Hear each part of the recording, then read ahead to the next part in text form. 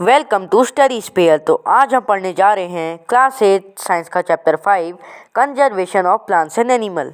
इस चैप्टर का नाम है conservation of plants and animal, यानी कि प्लांट्स और एनिमल का संरक्षण करना। संरक्षण करना मतलब होता है उनको बचाना। तो इस चैप्टर का हमारा पहला टॉपिक है डिफॉरेस्टेशन।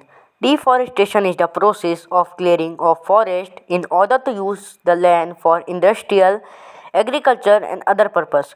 Deforestation का मतलब होता है जो जंगल के पेड़ होते हैं उनको काट देना और उनको किसी और पर्पज़ के लिए यूज़ करना, जैसे फैक्ट्रीज़, घर बनाने के लिए और एग्रीकल्चर के लिए यूज़ करना। तो ये करना बहुत गलत है। तो फ्रेंड्स, डिफॉरेस्टेशन करने से इन्वायरमेंट में काफ़ी सारे चेंज आते हैं। जो जंगली जानवर होते हैं उनका घर होता है फॉरेस्ट। अगर हम उसी को काट देंगे तो उनको रहने की जगह नहीं मिल पाएगी।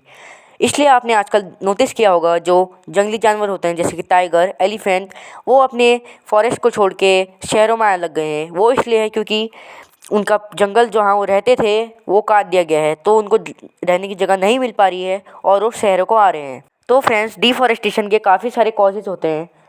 सबसे मेन तो मैन मेड कॉज होता है, बिकॉज जो इंसान होते हैं वो जंगल में जाके काट देते हैं पेड़ को और वहाँ पर फैक्ट्रीज़, घर, बहुत सी चीज़ें बना लेते हैं। और उसके कुछ नेचुरल रीज़न भी होते हैं, जैसे कि फॉरेस्ट फायर। अगर जंगल में आग लग जाए तो तब भी डिफॉरेस्टेशन हो सकता है, और अगर ड्रॉट पड़ जाए यानी कि सूखा पड़ जाए तो तब भी डिफॉरेस्टेशन हो सकता है। तो डिफॉरेस्टेशन के मैन मेड कॉज भी होते हैं और नेचुरल कॉज भी होते हैं।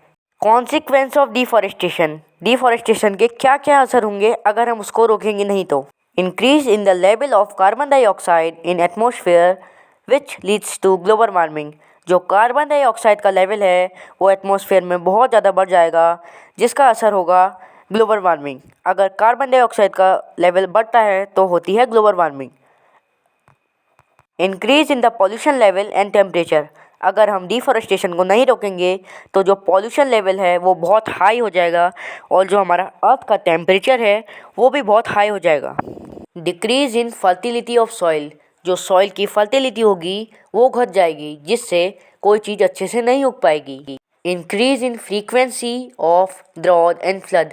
या तो बहुत ज़्यादा सूखा पड़ जाएगा और या तो बहुत भयंकर बाढ़ आ जाएगी अगर हम डिफॉरेस्टेशन को नहीं रोकेंगे तो हमारा अगला टॉपिक है biodiversity. Biodiversity is the variety of living organism existing on the earth. Biodiversity का मतलब है एक जगह पर कितने प्रकार के प्लांट्स, एनिमल और लिविंग ऑर्गेनिज्म रहते हैं, उसको ही हम बायोडाइवर्सिटी कहते हैं। It support all the essential living resources such as wild life, fisheries and forest. यहाँ पर जो एनिमल्स होते हैं वो एक दूसरे को सपोर्ट करते हैं और एक दूसरे के लिए रिसोर्सेज बन जाते हैं। जैसे डियर घास खाएगा और फिर टाइगर उसे खाएगा, तो वो एक दूसरे के लिए फूड चेन बन गए। उसी तरह बायोडाइवर्सिटी में एनिमल्स एक दूसरे का सपोर्ट करते हैं। Animal living in a forest are called wild animals. जो भी एनिमल्स फॉरेस्ट में रहते हैं हम उन्हें वाइल्ड एनिमल कहते हैं।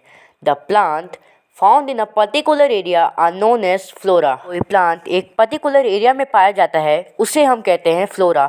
जैसे कि आप हिमाचल प्रदेश में जाओगे, वहाँ की फ्लोरा होगी एप्पल्स ट्री, क्योंकि वहाँ पर बहुत सारे एप्पल्स ट्री पाए जाते हैं। और अगर आप राजस्थान में जाओगे तो वहाँ की फ्लोरा होगी कैक्टस ट्री, क्योंकि वहाँ कैक्टस पाए जाते हैं। The animal found in a particular area are known as fauna. जो कोई एनिमल एक पर्टिकुलर एरिया में पाया जाता है उसे हम कहते हैं फौना। जैसे अगर हम उसी एग्जाम्पल को लेते हुए देखते हैं तो हिमाचल प्रदेश का फौना होगा गद्दी शीप और राजस्थान का फौना होगा कैमल।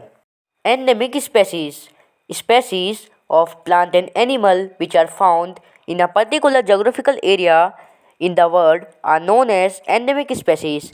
वो स्पेसीज जो वर्ल्ड के एक पर्टिकुलर एरिया में पाई जाती है, पूरे विश्व में एक ही जगह पर पाई जाती है, उसे हम कहते हैं एंडेमिक स्पेसीज। जैसे जेब्रा जो कि अफ्रीका में पाए जाते हैं बट इंडिया में नहीं पाए जाते, और कंगारू जो कि ऑस्ट्रेलिया में पाए जाते हैं और इंडिया में नहीं पाए जाते, तो वो वहाँ की एंडेमिक स्पेसीज है। Endangered species, the species which are at the risk of becoming extinct are known as endangered species. वो एनिमल जिनकी क्वांटिटी धीरे धीरे करके कम होते जा रही है और वो विलुप्त होते जा रहे हैं और ऐसा लग रहा है कि वो एक समय आने पर पूरे ख़त्म हो जाएंगे, उनको हम कहते हैं एंडेंजर्ड स्पेसीज। इनके कुछ एग्जांपल हैं रॉयल बंगाल टाइगर और red panda. Extinct species, Those species of plant and animal which have been lost forever are known as extinct species. Plant और एनिमल की वो स्पेसीज जो दुनिया में कहीं भी नहीं बची है उन्हें हम कहते हैं extinct species. Project tiger. Project tiger was launched by the government of India to protect endangered tiger in their natural habitat।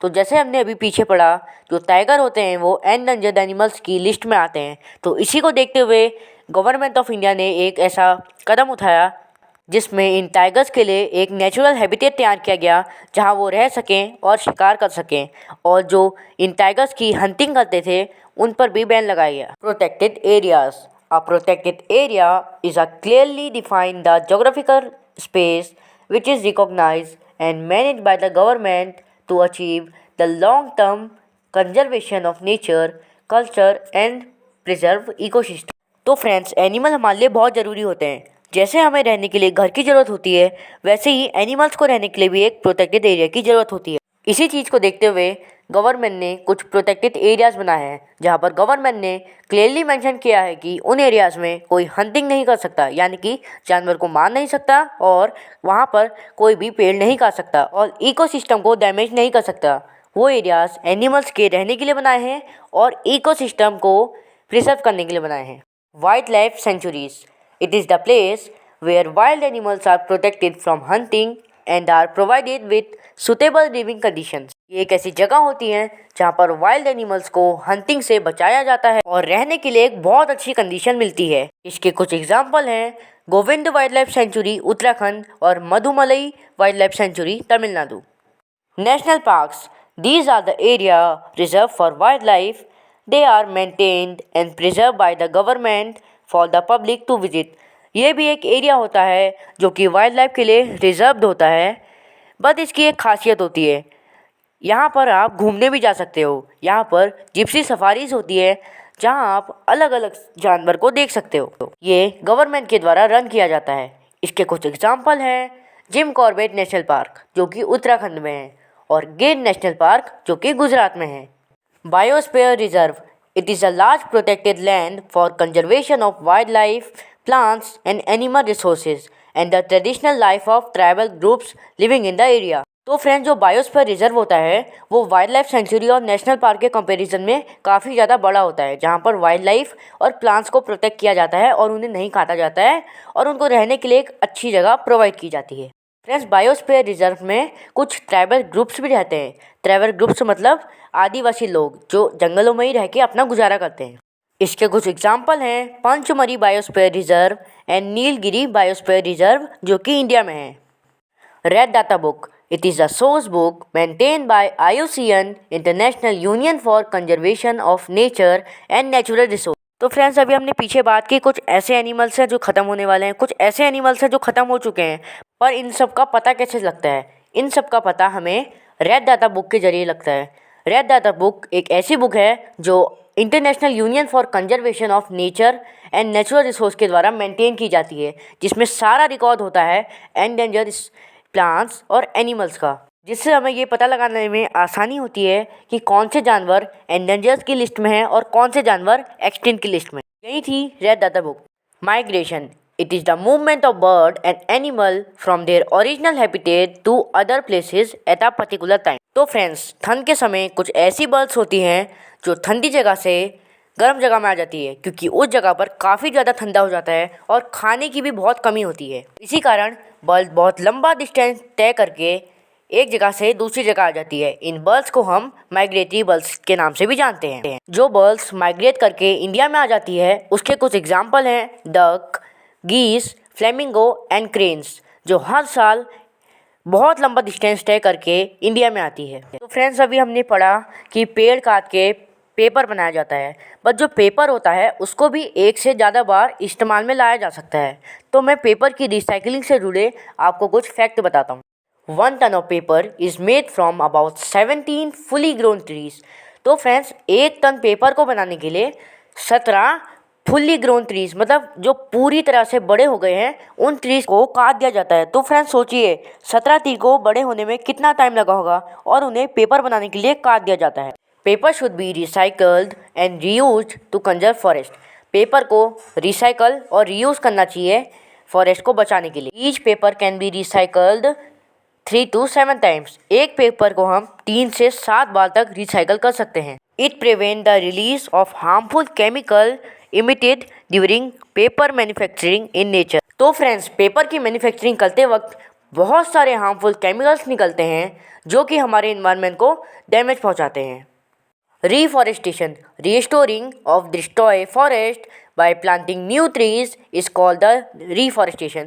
तो फ्रेंड्स, जो कटे हुए ट्री हैं उनको रिस्टोर करने के लिए जंगल में नए ट्रीज को लगाना ही रिफॉरेस्टेशन कहलाता है। जैसा कि डिफॉरेस्टेशन में पेड़ों को काटा जाता था, वैसे ही रिफॉरेस्टेशन में पेड़ों को लगाया जाता है। It help in checking environmental degradation. तो फ्रेंड्स, जो डिफॉरेस्टेशन करने में इन्वायरमेंट खराब हुआ था उसको हम रिफॉरेस्टेशन करने से सुधार सकते हैं। तो इसी के साथ मैं आज का साइंस का chapter 5 conservation of plants and animal को यहीं पर एंड करता हूँ। मैं आशा करता हूँ कि आपको मेरी आज की वीडियो अच्छी लगी होगी। अगर आपको मेरी वीडियो अच्छी लगी तो प्लीज़ मेरे चैनल को ज़्यादा से ज़्यादा सपोर्ट कीजिए और इस वीडियो को लाइक, कमेंट, शेयर और सब्सक्राइब करना ना भूलें। Thanks for watching.